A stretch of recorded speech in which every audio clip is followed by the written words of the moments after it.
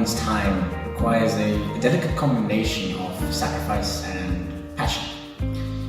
In MATRIC, you are told to solely focus on academics and stop all extracurricular activities. It is true that academics sets the platform for growth for one's future. However, the mentality to focus solely on that and make it your sole initiative, well, that is incorrect. It's true that everyone gets busy. However, it's critical to pursue the things that we enjoy in life, the things that we think will foster growth. See, I wanted to achieve academically, but at the same time, I saw potential to grow in pursuing the CFO Junior Case Study Competition. That was phase one, passion. Thus, I would not allow MATRIC to be an excuse for pursuing ultimate goals. Secondly, sacrifice is the next characteristic that you need. So sacrifice involved working long hours, taking up some time for your holiday. For example, whilst others were partying, my team and I would be sitting and we'd be working on the presentation that was required by the competition. But over and above that, as a leader, it's important to set the correct example. If I, as team leader, were not willing to actually work, to put in those extra hours, then neither would my team be. And it's as simple as that. In life, there is a time to work and there's a time to socialize. Knowing the difference between the two is imperative. So deadlines were imminent for both the competition and for school. However, we knew what we wanted to achieve, and that's why the ability to manage our time came so naturally. It's actually easier than you think. Follow your passions and don't allow yourself to make or accept excuses that hinder your thirst for transformation or success.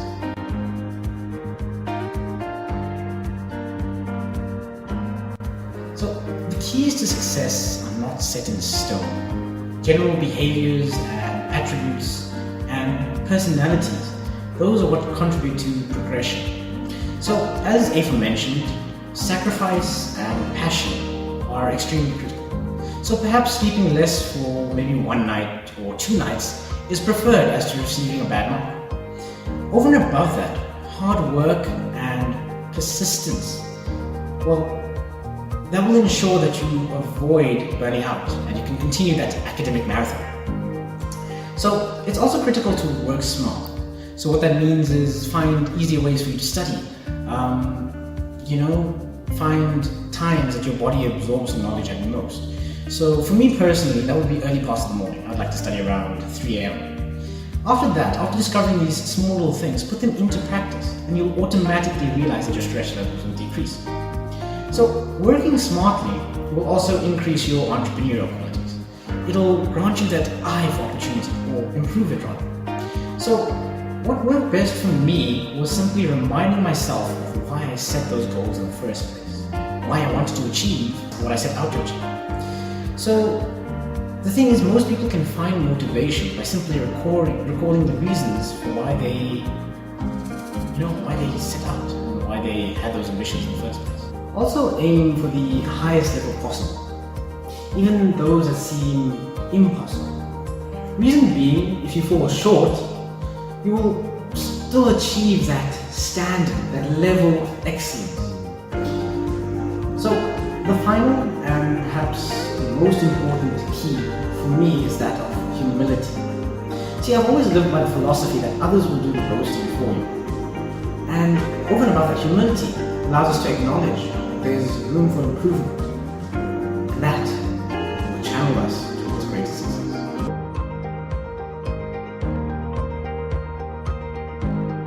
Female admirers. Well, firstly, nothing should get between you and your goals. You see, anything that does is an obstacle, and it's our mission and our purpose to overcome obstacles. At the same time, emotions can be one of the most dangerous forces on earth. However, finding a compatible partner can also be the most relieving. One should not shy away from the idea or the concept of a relationship, as your partner can become your main motivational factor when everything seemingly goes wrong. But yet, one should also be cautious. See, if the negative emotions are overwhelming and and they're hindering you from your success, it is likely that your relationship is quite negative. But like everything in life, do not just simply get rid of it, but try to mend it and fix it. All that aside, just remember not to get distracted. Relationships should be on the side. It should not be your ambition, because those are things that will come in their own time. Simply, I believe, it's all divine time. When you reach this understanding, perhaps this principle, or even maturity, that one cannot support another individual without first being independent themselves, everything will come naturally and everything will fall into place, and you will automatically prioritize your goals.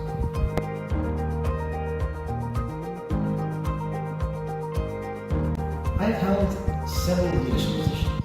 These would include, for example, captain of the public speaking and debating teams, respectively, leading the first aid team, being a Johannesburg University councillor, being the chairperson of the school committees in combination, and other small things like being a mentor to those that need it, and being a team lead in specific projects or tasks that have been given, at school or at work or wherever. So, the big thing is I've come to understand two things about leadership and position. The first thing being that these are only facets for our own transformation, our own personal transformation, growth, and secondly, positions actually do not mean much. Well, they're often used to inflate ego, and they're only significant when you understand the true purpose, the true meaning of these positions, which is one, for growth, and two, to help guide those that need that leadership. So, what really makes you a leader? Well, it's simply how you act when no one's watching, and what you do when you don't have that time.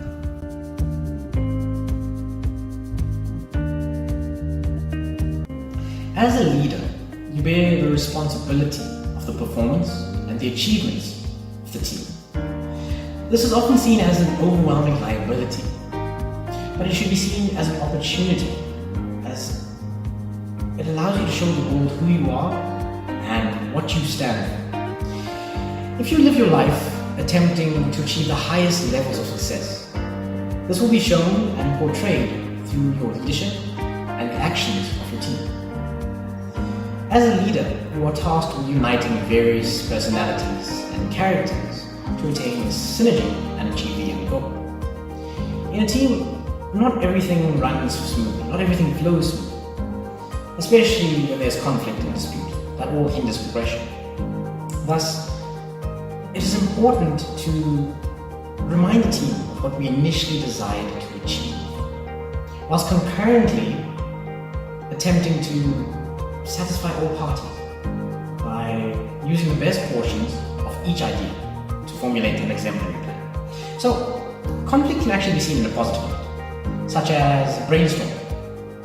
And if team members have an issue with each other, it is important to sit down and mediate the conversation between the two, whilst concurrently explaining or conveying the fact that the meeting is for them to resolve the issue that they're facing. See, a leader does have to be stern, that's very true. But at the same time, the key to leadership lies in charisma. If you can convince a person or persuade them to do a specific task by playing on their strengths and their passions, your team will be more than willing to put in the hard yards, as they will learn to respect you. See, respect is earned, never demanded, nor commanded.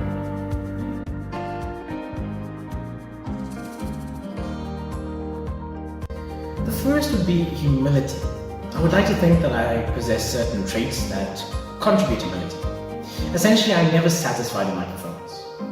Many people tell me that I've achieved so much, yet I believe that I've achieved so little and that there's still so much more to do. This mindset has propelled me forward. It has allowed me to alter from a fixed mindset to a growth mindset. I always achieve or always attempt to achieve more and to do more. And hence why I always keep myself busy. Success is unquantifiable, and thus success waits for no one. The second quality is interrelated, and it is that of persistence. Being assiduous is the key to achieving anything. It allows us to finish what we've started, to take everything right till the end, and to perform at that level of excellence. Failure occurs quite frequently. So let's look at some of the greatest entrepreneurs of all time. Sir Richard Branson, Warren Buffett, men like those. But to grow and to achieve that eventual success, we need to learn from our failures. And to never be satisfied and to continue working hard. That will hasten your progression to success. Finally, and most importantly, the true key to success is my faith in God, rather than God Himself. So, without Him, I'm nothing, and everything that I'm able to do is through His divine grace. God is where I find my strength, my motivation. See, spiritual transformation allows us to see the world in a different light. It allows us to realize that on this path to success, we need to assist our fellow brothers and sisters, to assist those that cannot help themselves. For when we give and serve others, we will be rewarded by God tenfold. At the same time, hard work is extremely important. God specifically says that He will only help those that help themselves. So, yes, my secret is extremely simple.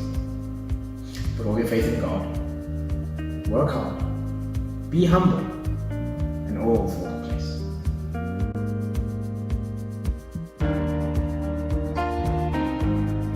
Be yourself. When you are passionate about something, take all steps necessary to ensure that you excel. That's simply because you enjoy what you do. Do not allow others to force you to do things that you want. Some things are necessary, such as going to school.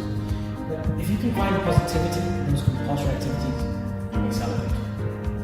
So, in difficult times, yes, you can look to family and friends, you can ask them for advice and for support, but do not allow those people to get between you and your goals. If someone advises you to quit an initiative that you believe will bring you growth, simply thank them and continue pursuing your goals, because there's a reason as to why you set them in the first place. Even when you aspire to others in life, for example, your role models, whether you may aspire to be like Bill Gates or Messi, do not simply aspire to be like them, aspire to surpass them. In life, do not simply aim to be the best, because when you achieve it, you will be average amongst the best. You should always aim to be the best of the best. That is how you differentiate yourself, and the only way to do that is by embracing who you truly are, by doing what you love, and by doing it to the best of your ability. Always remember that you are an image of God. You are a part of God. You are unique and you are divine. You are you. Never forget that. It's your greatest asset.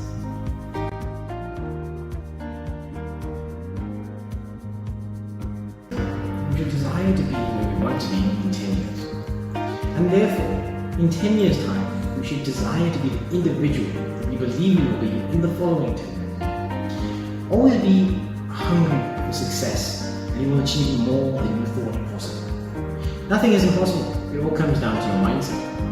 With this mentality, even though you're not satisfied with your own performance, you will be respected by many, and respect goes a long way. So, put in the effort, because only you can reap the rewards of the fruits of your labor.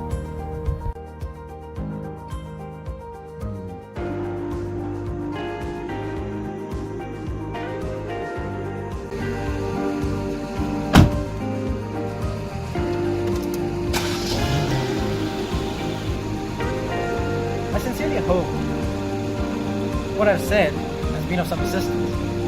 See, I really and thoroughly enjoy helping others and seeing them grow. So, thank you for your time, and I wish you all the best in your future endeavors. Go out there, make a name for yourself, show the world who you are, and God bless.